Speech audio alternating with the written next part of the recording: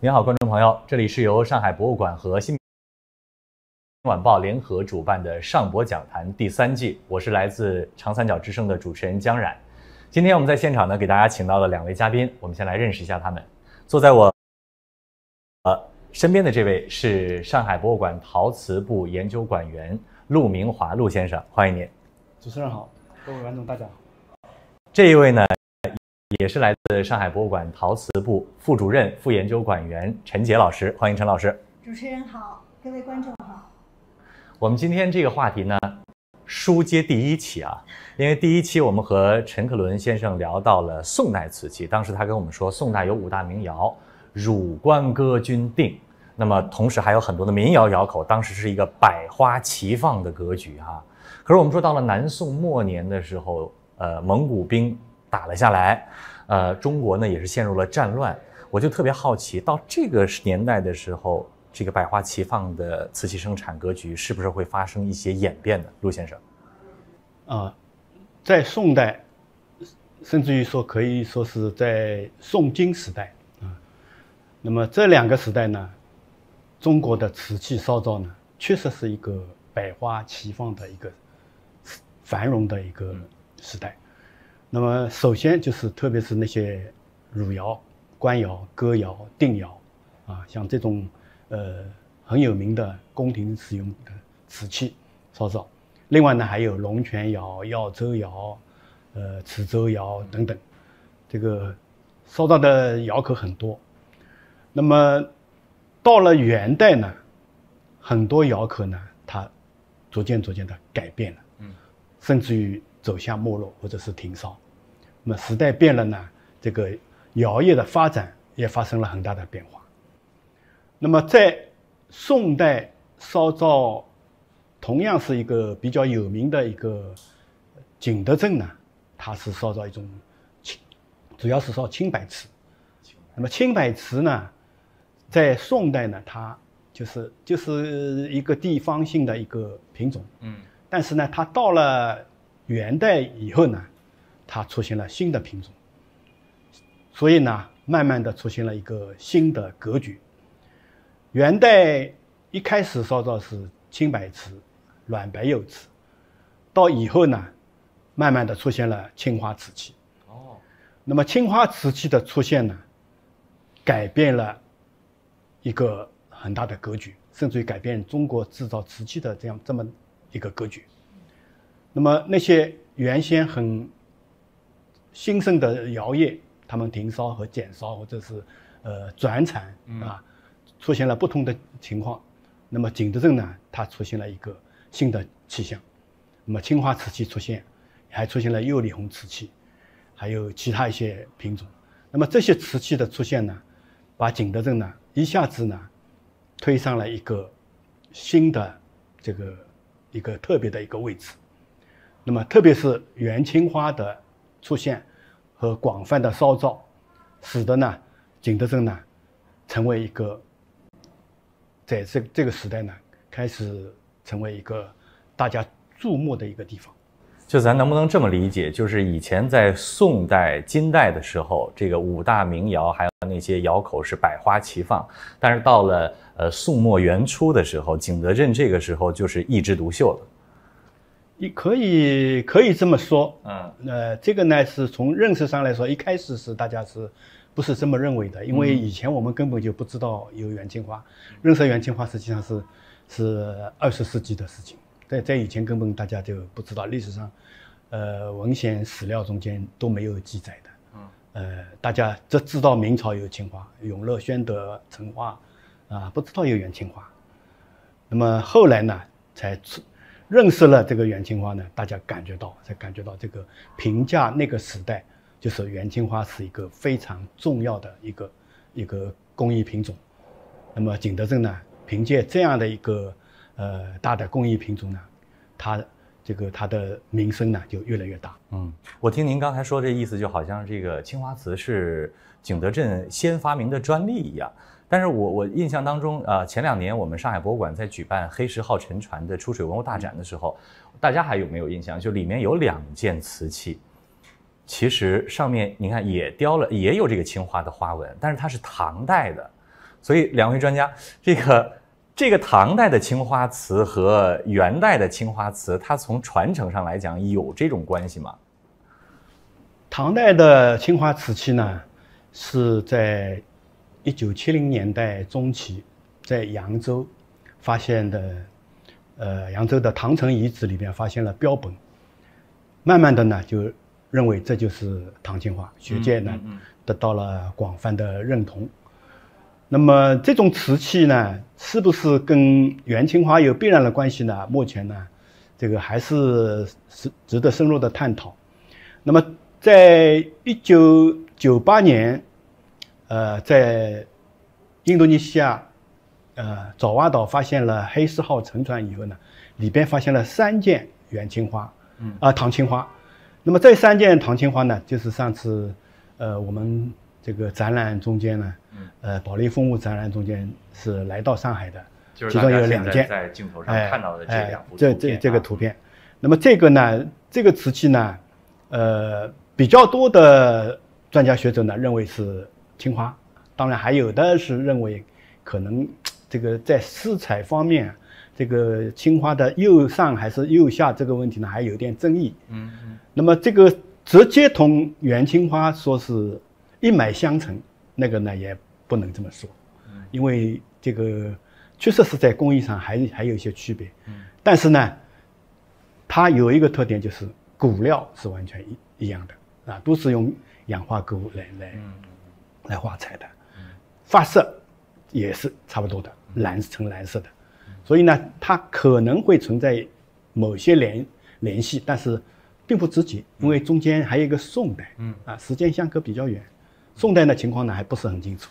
陈老师什么观点？您也觉得唐代的青花和元代的青花中间没有这个必然的联系是吗？这个当中呢，应该目前看不到有太必然的联系，因为其实唐青花和元青花，当然它们之间都有跟西亚的联系，因为这个钴料可能都是从西亚过来，但是呢，这个2者之间在工艺上，它们其实是有相当的差异的。其实那个景德镇它的烧造的这个温度啊，包括它的这个成熟度啊，和唐青花都是有显著区别的。那么现在对唐青花当然有争议，可能现在有很多的认识也认为它不一定是像成熟的元青花一样，在这个瓷胎上绘画，然后再罩上一层透明釉，这个是成熟的青花的工艺。但是唐青花呢，现在也有很多学者认为啊，它这个施彩的这个工艺可能是上釉，然后呢再在这个釉上画彩，然后再一次烧曹。对，有这样的这个认识，所以他们的其实烧造的工艺包括成熟度，因为元青花上啊，它用这个钴料，它可以绘画多种多样的这个风格，有很多彩绘可以画得很细致，但是这个在唐青花上呢是完全看不到的。那我们现在看到的这一件就是它的画纹比较简陋啊，陆先生。对，它没有办法做非常细致的描绘。那么元青花上有很多刻画的非常细致的，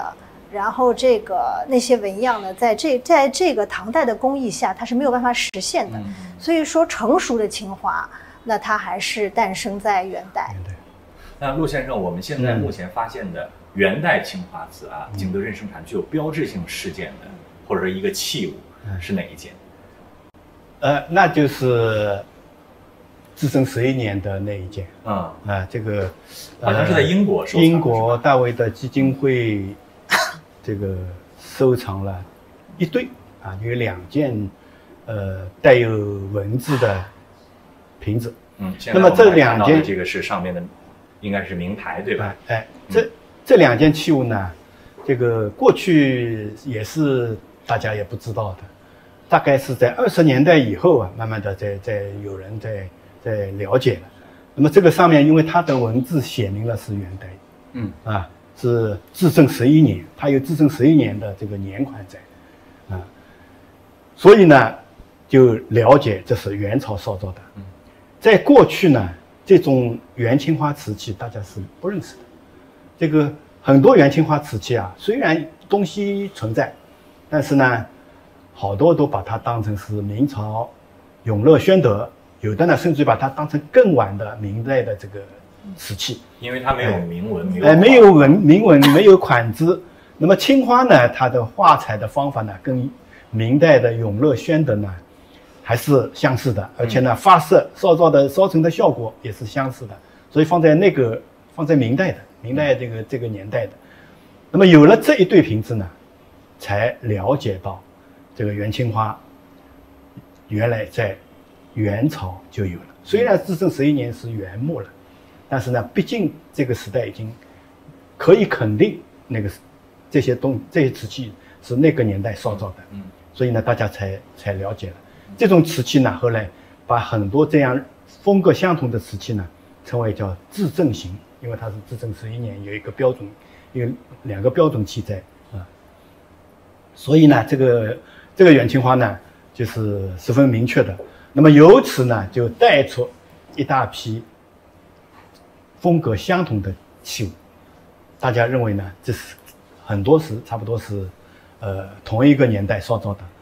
但是呢，也有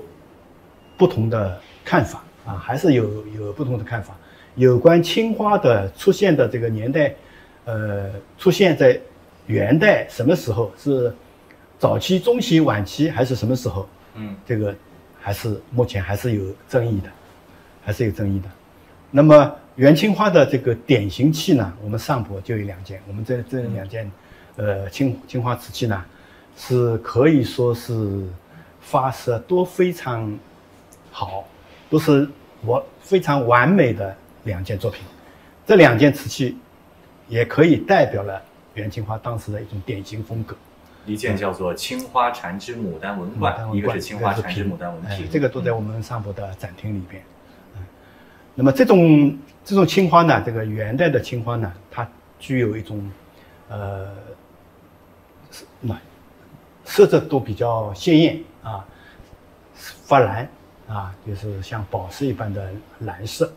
那么这种瓷器呢，还有感觉呢，这个有的地方很浓的地方呢，深沉在底下。这个是一个特征。那么这种风格特征呢，它明朝呢也继承了啊，到了明代永乐宣德呢，它也是这样的一种风格。刚才您讲到这个元代的时候，由于那个至正11年的那件瓷器，就告诉了世人，哎，元代其实存在青花的，那也就意味着说，很多没有铭文或者是没有落款的瓷器，青花瓷器就有可能是元代的。陈老师这方面，就目前国内外应该是已经出土了很多的青花瓷器。对，是这样。这个呢，其实是一个辨识的问题。那么其实在此之前呢，已经可以辨识出一整批这样风格相似，然后这个画法工艺上相近的这一类瓷器的。但是呢，对于它的确切年代可能不清晰。但是呢，根据这个至正11年的这个大威德瓶以后啊，就可以非常明确的把这个时代呢断在了这个至正的年间。所以呢，这个当中啊，它其实是陶瓷研究或者说陶瓷断代当中的一个很重要的方法——风格分析。我对元史不太了解啊，这个至正年号应该是属于元代的哪个时期？晚期了，对，元代晚期。那就是末期，实际上元代至正末24年以后。就是朱元璋已经是开始。那我们现在能够发现最早一个是有确切的文字的是至正11年，还有更早的吗？有更早的。那元青花呢？其实在此以后啊，我们有很多的发现和这个瓷片的出土，所以呢，目前可以看到。除了这个至正11年铭文以外啊，还会有比至正更早的这个瓷片。那陆老师对此也做过一个研究。最早的是现在可以断代到什么时候？我们的感觉呢，这个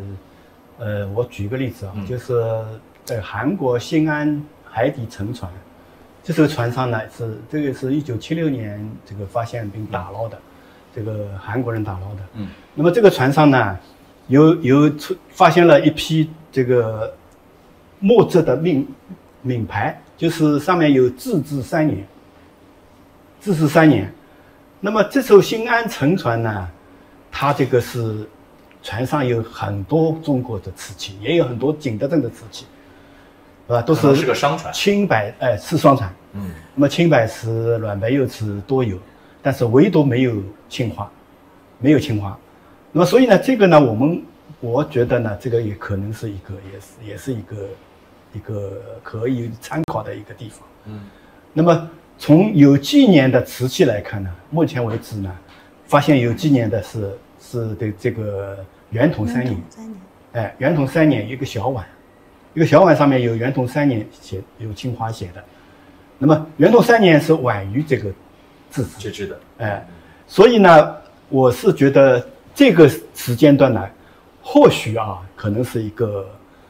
青花可能在这以后不久诞生，或者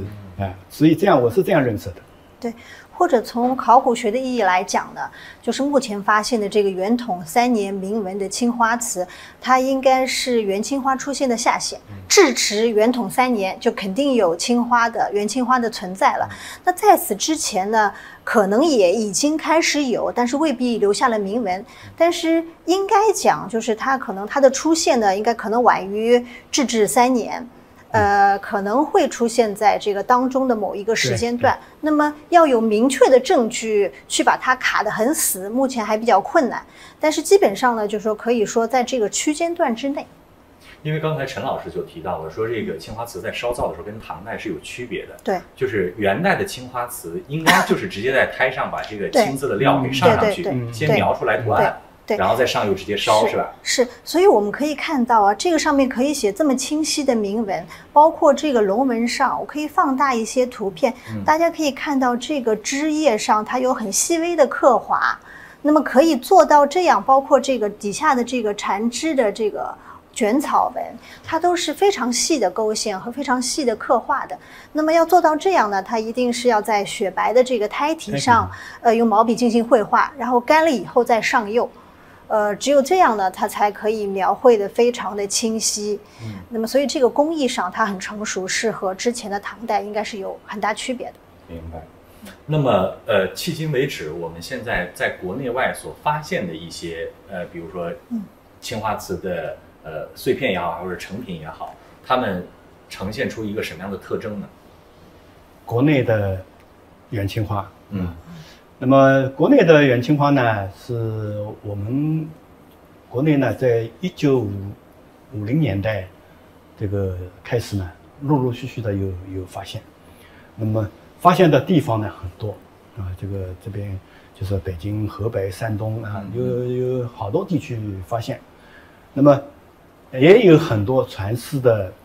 这个青花瓷器，在这些青花瓷器中间呢，这个有很多呢是跟至正11年的那个瓶子风格相似的，是属于至正型的。当然也有的呢可能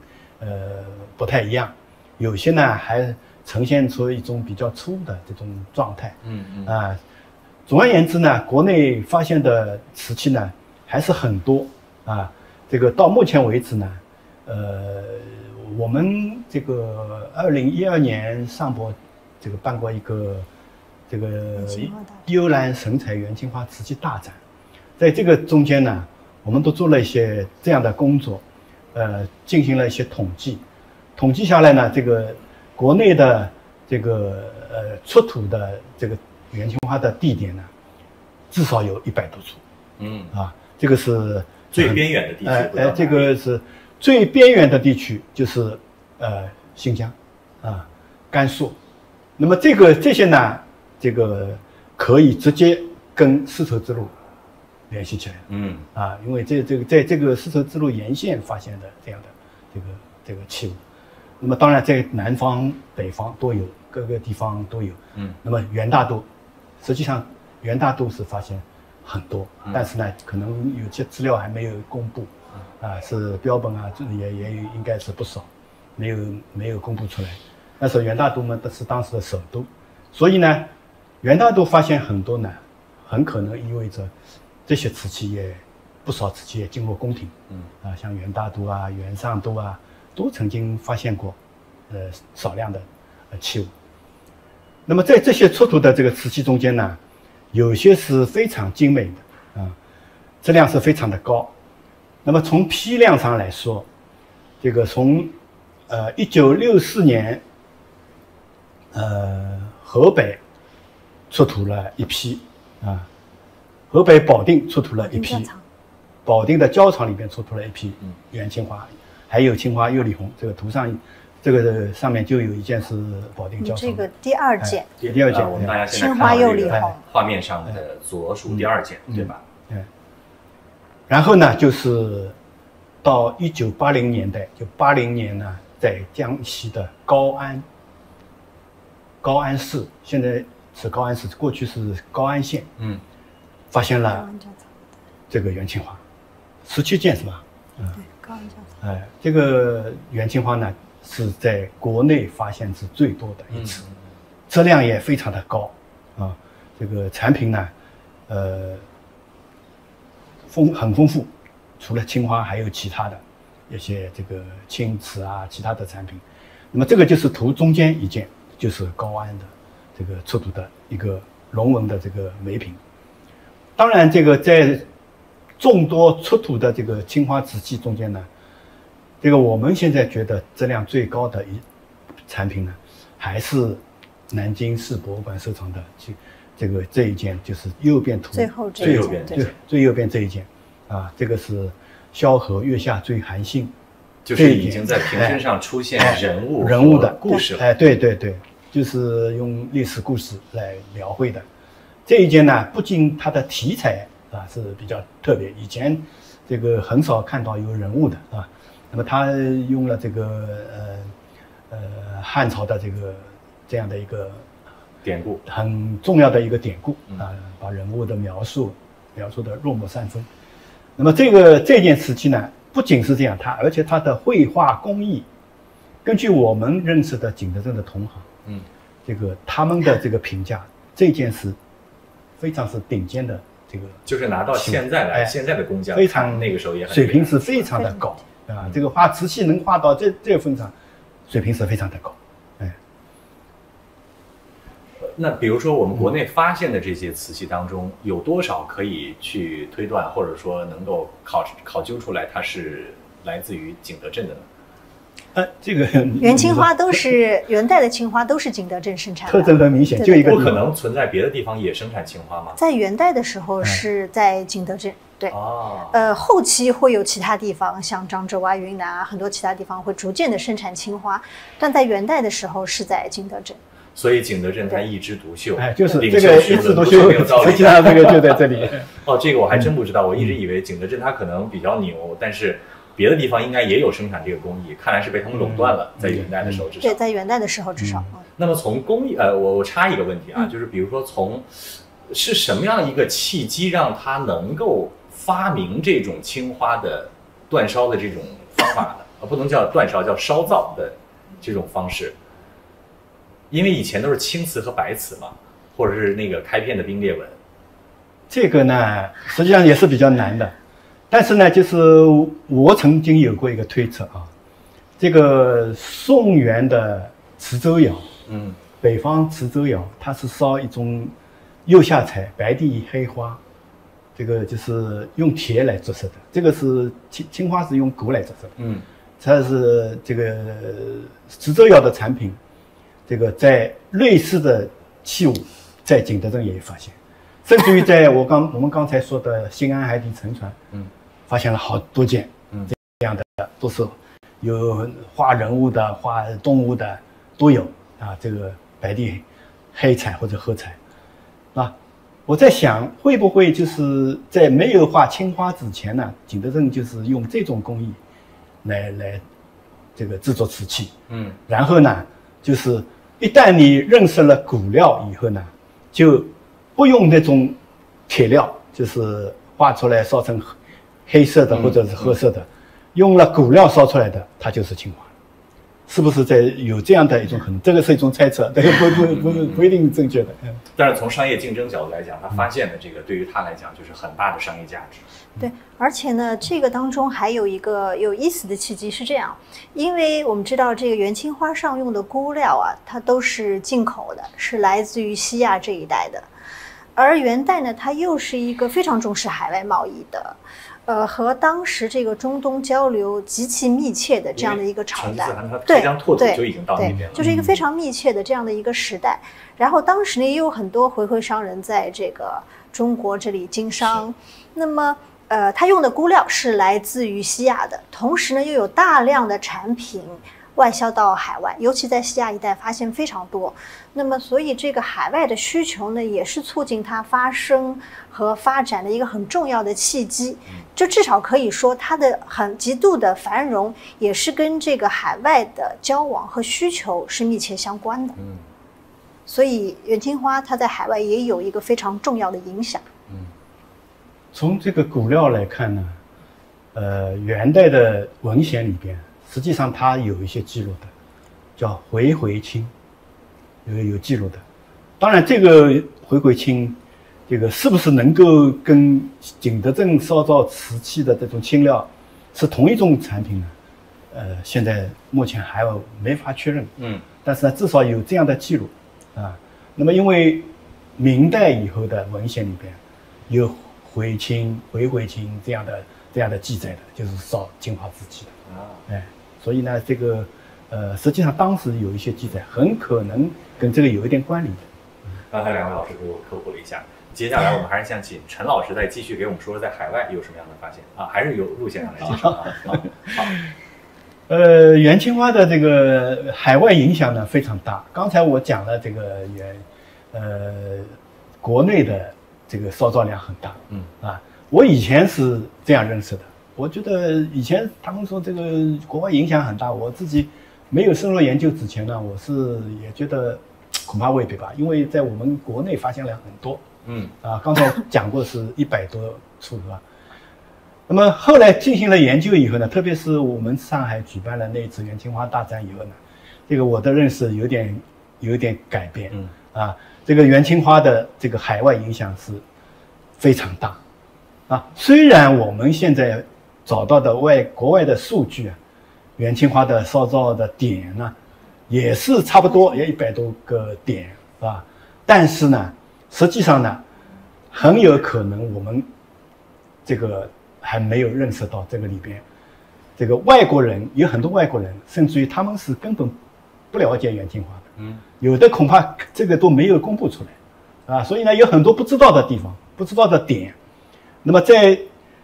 元青花在发现的地方，这个从我们南海出去就是东南亚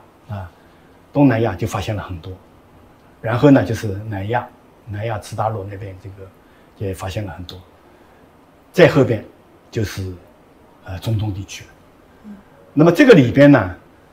有4批东西是最值得我们来这个介绍的。还有这边的这一张图啊，其实也可以看到元青花它的一个分布的广泛。这个当然，这个我们其实也是当时搜集的，这个在做1·2年元青花展的时候搜集的这样的一些数据啊。其实这个也肯定是跟我们自己的这个搜集能力有关的。